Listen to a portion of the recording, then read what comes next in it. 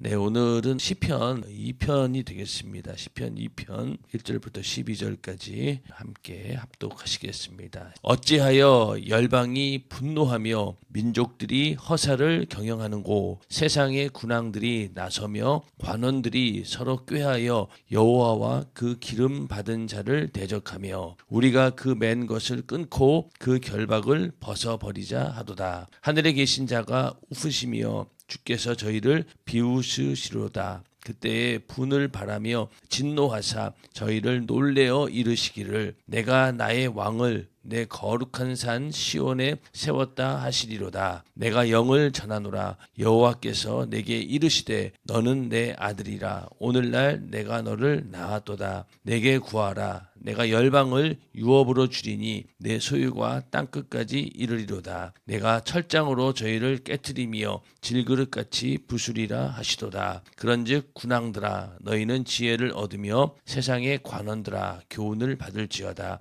여호와를 경외함으로 섬기고 떨며 즐거워할지어다. 그 아들에게 입맞추라. 그렇지 아니하면 진노하심으로 너희가 길에서 망하리니 그 진노가 급하심이라. 여호와를 의지하는 자는 다 복이 있도다. 아멘. 네, 오늘은 시편 2편 말씀을 중심으로 하나님이 세우신 왕이라는 제목으로 함께 은혜를 나누고자 합니다. 시편 1편과 2편이 시편의 서론이 되는 부분인데, 오늘 2편은 이스라엘에서 왕을 세울 때, 다윗 계열의 왕을 세울 때 그때 이제 부르던 시가 바로 이 시편 2편인데, 그 다윗이 법궤를 다윗성으로 옮긴 후에 다윗이 나단에게 성전 건축을 제의하게 됩니다. 하나님을 거하는 전이 너무 누추하니 성전을 지었으면 좋겠다라고 제의를 하니까, 그 나단이 당신은 못 짓고 그 후손을 통해서 성전을 세우시겠다 이러면서 언약을 체결하셨습니다. 그 체결한 그 언약을 토대로 해서 이렇게 오늘 2편 시편 2편이 만들어진 것입니다. 사무엘하 7장 8절부터 17절에 보시면은 한번 보겠습니다. 그러므로 이제 내 종 다윗에게 이처럼 말하라. 만군의 여호와께서 이처럼 말씀하시기를 내가 너를 목장 곧 양을 따르는 데서 취하여 내 백성 이스라엘의 주권자를 삼고 내가 어디를 가든지 내가 너와 함께 있어 내 모든 대적을 내 앞에서 멸하였은즉 세상에서 존귀한 자의 이름같이 내 이름을 존귀케 만들어 주리라. 내가 또 내 백성 이스라엘을 위하여 한 곳을 정하여 저희를 심고 저희로 자기 곳에 거하여 다시 옮기지 않게 하며 악한 유로전과 같이 저희를 해하지 못하게 하여 전에 내가 사사를 명하여 내 백성 이스라엘을 다스리는 때와 같지 않게 하고 너를 모든 대적에게서 벗어나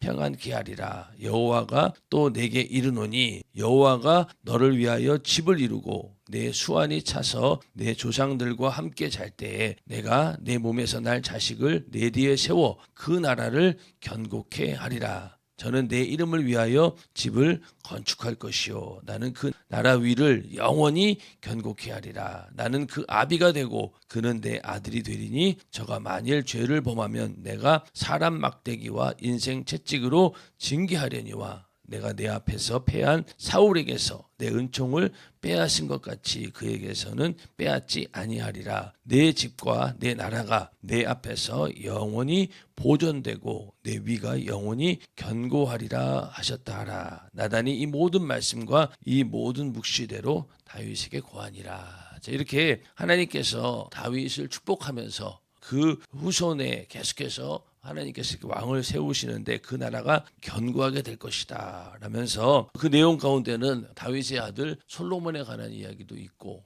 또 하여튼 다윗 이후로 그 하나님께서 세우신 그 나라가 견고하게 될 것이다 라고 이렇게 약속을 하셨습니다. 이 말씀을 토대로 해서 시편 2편을 만들어서 하나님께서 다윗 이후로 왕을 세울 때마다 이 시편을 가지고 노래하면서 왕을 세우신 것을 하나님께 영광 올려드리는 그런 시편이 바로 시편 2편입니다. 그런데 솔직히 말해서 이 다윗 솔로몬 이후로 이스라엘이라고 하는 나라가 오늘 여기 있는 말씀처럼 그 왕이 만국을 통치하고 막 다스리는 그런 적이 없었어요. 불행하게도. 그래서 시편 2편에 있는 말씀은 궁극적으로 다윗의 후손으로 오실 메시아 예수 그리스도를 말하고 있는 것입니다. 그래서 세상의 국가들이 반역을 하게 되고 그러면서 메시아에 대한 왕권을 언급하고 그리고 하나님께서 이 메시아를 합법적인 왕으로 세우셨다. 그리고 세상의 모든 관원과 군왕에게 경고하는 그런 모습들이 오늘 시편 2편에 나옵니다. 결국은 이 시편에 있는 모든 말씀들도 예수 그리스도 메시아에 대해서 얘기하고 있습니다. 그리고 신약 성경에서도 가장 많이 인용한 구약 성경이 바로 시편입니다. 예수님도 그렇고 또 사도들이나 제자들도 이렇게 말씀할 때 보면은 이 시편을 굉장히 많이 인용을 하게 됩니다. 그래서 1절부터 3절에서는 인간들이 하나님의 권위에서 이렇게 벗어나려고 애쓰는 그런 모든 일들이 헛된 일이다. 그래서 인간의 어리석음에 대해서 얘기를 하고 있습니다. 그래서 1절에 어찌하여 열방이 분노하며 민족들이 허사를 경영하는고. 여기서 이 분노라고 하는 말은요, 음모를 꾸미다 괴계를 부린다는 뜻이에요. 우리가 말하는 뭐 분노, 화를 내는 그 말이 아니고 이 분노라는 것은 음모를 꾸미고 괴계를 부리는 겁니다. 그래서 반역이나 폭동을 일으키기 위한 목적으로 사람들끼리 모여가지고 쑥덕적거리는 그런 행위를 말합니다. 그래서 이방인들이 이스라엘에 침략하기 위해서 음모를 꾸미고 괴계를 부리는 것, 결국은 또 하나님의 절대 주권에 도전하는 그런 악한 영들의 역사까지 포함이 되는 것이죠. 그래서 이 베드로도 이 말씀을 그대로 적용하는데 누구에게 적용했냐면은 예수님을 반대하던 유대인들 그들에게도 적용하면서 하나님의 나라를 얘기합니다. 사도행전 4장 25절부터 26절에 보면은 또 주의 종 우리 조상 다윗의 입을 의탁하사 성령으로 말씀하시기를 어찌하여 열방이 분노하며 족속들이 허사를 경영하였는고 세상의 군왕들이 나서며 관원들이 함께 모여 주와 그 그리스도를 대적하도다 하신 이로소이다. 이 시편의 2편에 있는 말씀을 그대로 인용해서 바로 이 많은 사람들이 열방이 분노하며 민족들이 허사를 경영하는데 그게 바로 예수 그리스도를 대적하는 그런 무리와 그런 세력들을 말한다. 이렇게 하면서 이 나중에 예수를 전하던 베드로도 이렇게 이 시편 2편에 있는 말씀들을 인용을 하고 있습니다. 그러면서 2절에 가서 세상의 군왕들이 나서며 관원들이 서로 꾀하여 여호와와 그 기름 받은 자를 대적하며 우리가 그 맨 것을 끊고 그 결박을 벗어버리자 하도다. 그래서 이 음모를 꾀하는 자들은 이 세상의 군원들과 또 관원들입니다. 그래서 이 이스라엘과 싸운다라고 생각하고 있지만은 실제로는 하나님께서 기름 받은 자와 싸우는 겁니다. 그래서 여기 계속 얽매여 있다라고 하는 것은 이스라엘에 의해서 지배를 받고 있는 주변에 있는 많은 국가들을 얘기하는데 이 시편에 있는 모든 말씀들을 전부 다 예수 그리스도에 관한 이야기로 우리가 이해를 하고 보면은 다 여기에도 약한 역사들, 이 세상에 있는 모든 군왕들과 관원들이 어떻게든 하나님을 대적하고 또 예수 그리스도를 대적하는 그런 상황이 있기 때문에 거기에서 어떻게든 벗어나려고 하는 그런 몸부림이 있다는 겁니다. 4절에 가서 하나님께서 하늘에 계신 자가 우으시며 주께서 저희를 비웃으시리로다. 그러니까 이 모든 그들의 계획이 너무나 하나님 보시기에는 우스운 일이라는 거예요. 그리고 하나님께서 거기에 대해서 웃으시고 또 비웃으신다. 그러니 이 얼마나 이 인간이 어리석은지 또 그런 것들에 대해서 어리석음을 탓하시면서 하나님께서 웃으신다는 거예요. 그 정도로 인간의 이런 계획이 얼마나 허무한 것인가라는 것을 보여주고 있습니다. 그러다가 5절에 그때에 분을 바라며 진노하사 저희를 놀래어 이르시기를 내가 나의 왕을 내 거룩한 산 시온에 세웠다 하시리라. 그러니까 하나님의 이제는 진노가 임하게 되고 그것에 대해서 두려워하게 되고 그리고 이 하나님께서 이러한 열방과 관원들이 음모를 꾀하고 반역을 꾀하는 그런 가운데 내가 하나님 이스라엘의 왕을 세우겠다 이렇게 결심을 하셨다는 겁니다. 그래서 여기 나의 왕, 나의 왕을 내 거룩한 산 시온에 세웠다. 나의 왕은 바로 다윗 왕조의 왕들을 말하고 결국은 다윗의 계보를 쫓아난 만왕의 왕 예수 그리스도를 말합니다. 이사야서 11장 10절에도 이새의 뿌리에서 한 싹이 나서 만민의 기호로 설 것이요 열방이 그에게로 돌아오리니 그 거한 곳이 영화로우리라. 이러면서 다윗의 계보를 쫓아 만왕의 왕 예수 그리스도 메시아가 나오게 될 것이다. 내가 그를 왕으로 세울 것이다. 이렇게 말하고 있습니다. 그리고 여기 시온에서 세운다라고 했는데 이 시온은 왕조의 수도 예루살렘 성이 있는 곳을 말하고 이 시온산도 시편에서 굉장히 많이 나오는 그런 곳입니다. 여호와를 예배하고 섬기기 위해서 구별된 그런 거룩한 산을 말합니다. 시온산으로 올라가는 그런 모습들이 시편에 굉장히 많이 나오는데 결국은 이 시온산이라고 하는 것이 이스라엘 백성들에게는 눈에 보이는 하나님이 거하시는 그런 장소이지만은 결국은 이 세상 마지막 날에 완성되는 하나님의 나라 새 예루살렘을 의미합니다. 구약에 나온 사람들이 시온산 그러면은 오늘날 우리는 영원한 천국 똑같은 얘기입니다. 그래서 시온산 바로 그것이 나중에 완성되는 하나님의 나라 새 예루살렘을 의미하는데 히브리서 12장 22절에도 보면은 그러나 너희가 이른 곳은 시온산과 살아계신 하나님의 도성인 하늘의 예루살렘과 이렇게 얘기를 합니다. 그러니까 이 시온산은 바로 이제 곧 다가오게 되는 하나님의 나라를 뜻하는 것이고 또 요한계시록 21장 2절에도 또 내가 봄에 거룩한 성 새 예루살렘이 하나님께로부터 하늘에서 내려오니 그 예비한 것이 신부가 남편을 위하여 단정한 것 같더라. 그렇게 해서 이 시온이라고 하는 말은 바로 앞으로 이루어질 하나님의 나라 또 새 예루살렘을 의미하는 것입니다. 그래서 그렇게 나의 왕을 내 거룩한 산 시온에 세웠다 이렇게 말씀을 하시고 그 다음에 7절부터 9절에서는 하나님께서 어떤 왕을 선택하시고 그에게 절대적인 권력을 주시고 그가 바로 세상을 다스릴 것이다 이렇게 말씀하고 있는데 7절에 보면은 내가 영을 전하노라 여호와께서 내게 이르시되 너는 내 아들이라 오늘날 내가 너를 낳았도다. 아까 여기 있는 말씀이 사무엘하 7장 14절 아까 우리 읽었던 그 말씀 가운데 있죠. 우리 왕으로서 통치자로서 하나님께서 확실하게 인준하는 그런 상황입니다. 영이라고 하는 것은 내가 영을 전하노라 이 영은 왕의 명령을 기록한 공적인 문서를 말합니다. 그래서 하나님께서 정하신 그 자가 합법적인 통치자로서 인준하는 증빙 문서와 같은 게 바로 영이죠. 그런 영을 전하면서 여호와께서 너는 내 아들이라 오늘날 내가 너를 낳았도다 이렇게 말씀을 하고 있습니다. 그래서 하나님께서 자기가 택하신 이 왕을 자기의 아들로 이렇게 말씀하셨죠. 그래서 그 정도로 친밀감을 가지고 있는 자이고 동시에 그의 통치권이라고 하는 것이 절대적인 권위를 가지고 있다. 하나님께서 내 아들이다 라고 이렇게 할 정도로 그런 왕을 세우셨으니 그 권위가 얼마나 대단하겠냐는 거죠.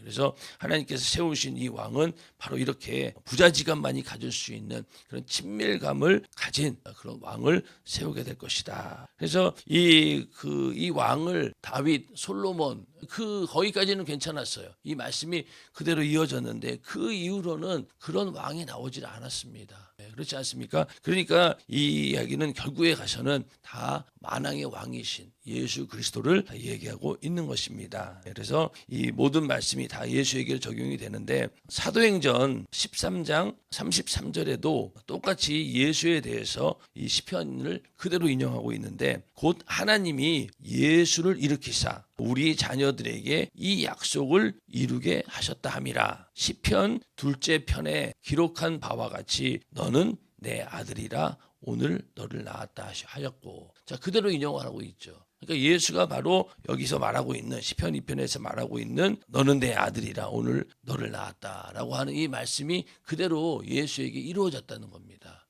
그래서 우리가 시편을 보면서도 여기에 시편에도 예수에 관한 예언들이 엄청나게 많이 있습니다. 그것을 직접적으로 시로 노래하듯이 그대로 다윗이 겪었던 그 고난의 상황이 어떤 경우에는 예수님께서 십자가에 매달려 고난당하시면서 외치는 그 소리와 똑같은 그런 일들이 시편에도 많이 기록이 되어 있습니다. 그런 것처럼 시편은 전체적으로 다 예수를 이야기하고 있다. 그래서 1편이 복이 있는 사람, 하나님 말씀을 쫓고 그 말씀대로 사는 자가 복이 있다. 그럼 구체적으로 바로 뭐냐? 바로 예수를 통해서 그 생명을 얻고 예수를 통해서 구원받는 자에게 하나님께서 진정한 복을 주신다라고 하는 그 내용이 시편 1편, 2편의 딱 시작으로 서론으로 시작이 된 거예요. 그리고 그 모든 주제가 다 그렇게 일관성 있게 이어지고 있는 것이죠. 자, 그러면서 이 하나님께서 세우신 왕이 전 세계를 지배하는 그런 왕이 될 것이다 라면서 내게 구하라, 내가 열방을 유업으로 주리니 내 소유가 땅끝까지 이르리로다. 자, 이래서 하나님께서 세우신 왕이 그 소유가 땅끝까지 이른다라고 했는데, 아까도 좀 말씀드렸지만 이스라엘은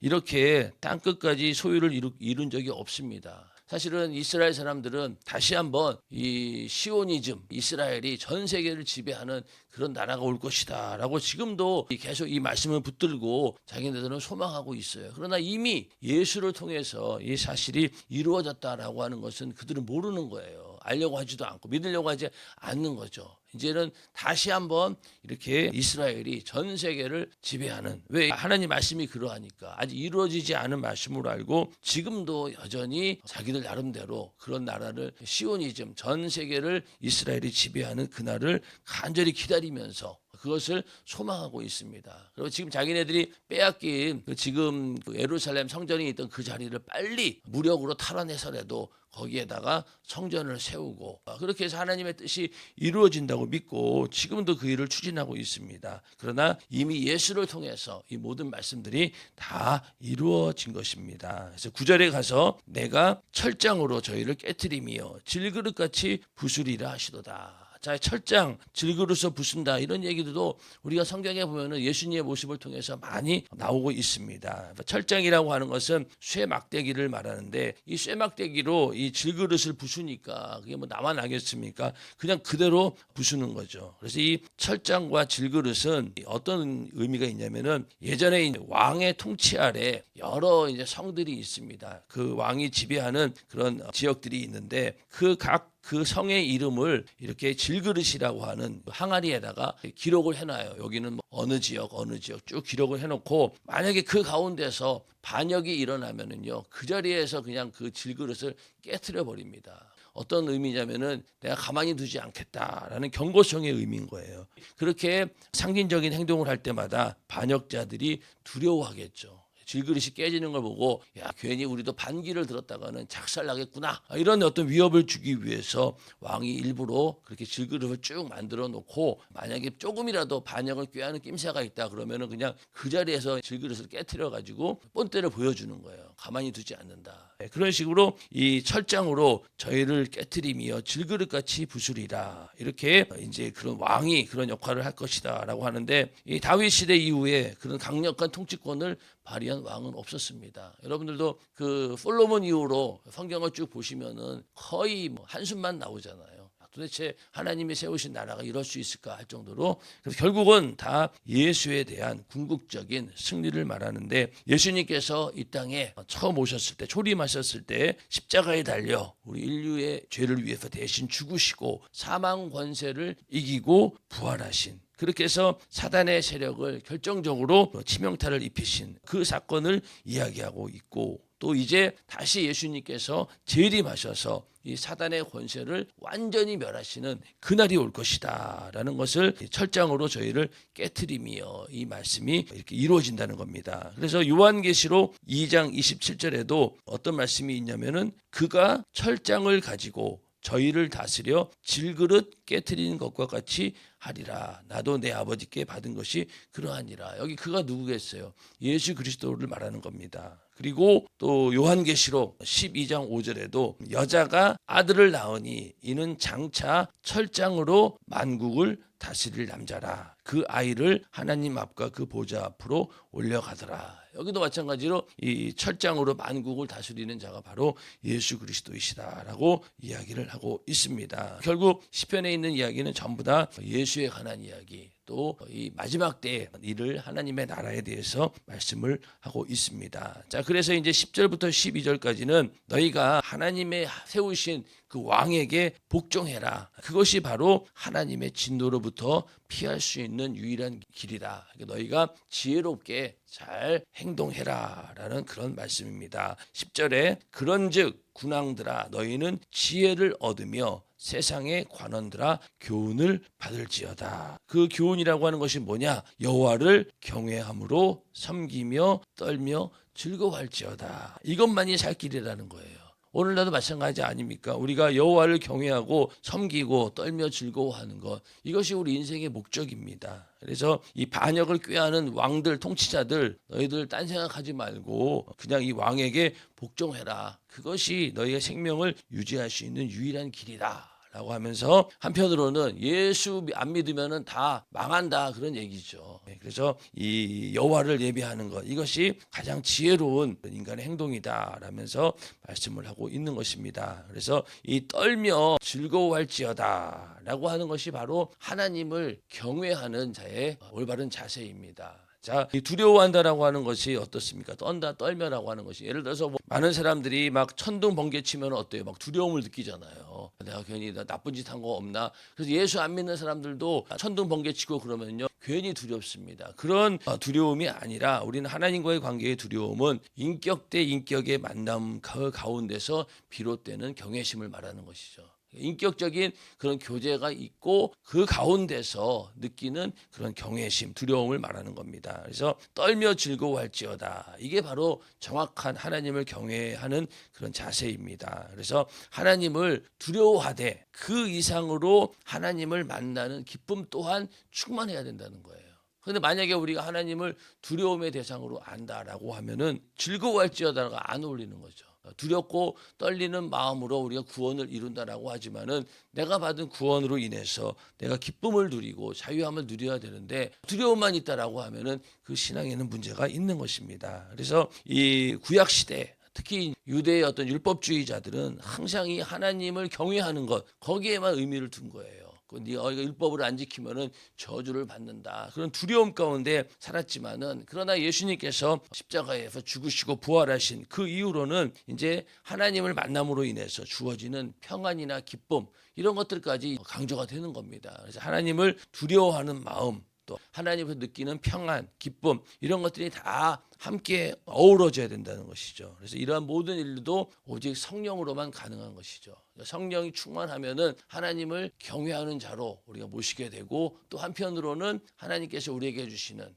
그 자유로 인해서 기쁨과 평안을 누리게 되는 것. 이 모든 일도 성령으로 인해서 가능하다는 겁니다. 그래서 우리가 이 말씀처럼 여호와를 경외함으로 섬기고 떨며 즐거워할지다. 이 말씀에 순종해서 우리가 하나님을 섬기되 경외함으로 섬기고 그 가운데서 즐거워하는 우리가 되기를 주님의 이름으로 축원합니다. 자, 그다음에 12절에 그 아들에게 입맞추라. 그렇지 아니하면 진노하심으로 너희가 길에서 망하리니 그 진노가 급하심이라. 여호와를 의지하는 자는 다 복이 있도다. 저기서 입맞추다라고 하는 것은요 어떤 의미에서 발에다가 입을 맞추는 경우는 내가 종으로 복종하겠다라는 그런 표시입니다. 그러니까 만약에 전쟁에서 졌어요. 그러면 진자가 그 이긴 자의 그 발에다가 입을 맞추면서 내가 이제는 복종하겠습니다. 충성하겠습니다. 라는 그런 의사를 표시합니다. 이사야서 49장 23절을 보면은요. 열방은 내 양부가 되며 왕비들은 내 유모가 될 것이며 그들이 얼굴을 땅에 대고 내게 절하고 내 발에 티끌을 핥을 것이니 네가 나를 여호와인 줄 알리라. 나를 바라는 자는 수치를 당하지 아니하리라. 여기 보면은 얼굴을 땅에 대고 내게 절하고 내 발에 티끌을 핥을 것이니 이게 완전히 패배한 자로서 정복자에게 복종하는 모습입니다. 자, 여기 보면은 내 발에 있는 티끌을 핥을 것이며 이거 하면 딱 떠오르는 게 뭐가 있습니까? 뱀이 흙을 먹는 거 있잖아요.